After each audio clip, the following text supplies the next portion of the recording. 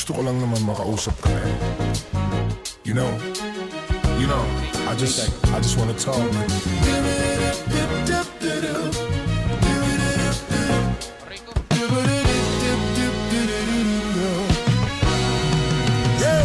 Halos 5 oras na akong nag-aantay sa'yo.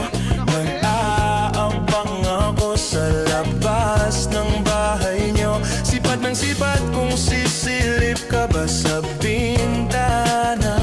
Magpakita kay parang di yata. Ilang beses ka nang lagi na lang ganyan. Kung iwasan ako'y parang ayaw akong nandyan. Sa susunod na punta ko'y pagbuksan mo na sana.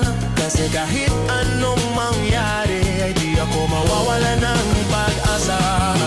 Ayaw kitang pilitin kung di ka pa handa. Sa susunod na lang, sa susunod na lang.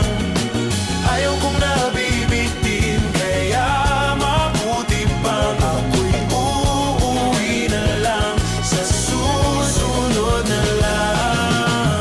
Napupuyat na ako kakapaalala. Kumain at mag-ingat kung sakaling maggala ka.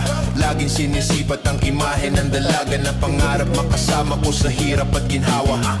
Tipikal na dahilan ng tagahanga mong hindi naghahanap ng iba kahit na nababatong. Naghihintay sa iyong sagot sa aking mga tinatanong, habang ang pamantayan mo ay pilit kong tinatalon. Kasi alam ko na hindi ka pa handa. May gusto kang makita pa sa akin at madama. Kaya ito ako naghahanda kung madapa. Kung mabigo sa ngayon ayos lang, kasi may bukas pa. Di na uubos yung kaya kahit kumukunot na ang noo ko, ay sa alon natin ay sumusunod na lang. Susuyuin ka kahit hindi mo pa mapunuan. Yung ikaw sa salitang tayos lang, sa susunod na lang.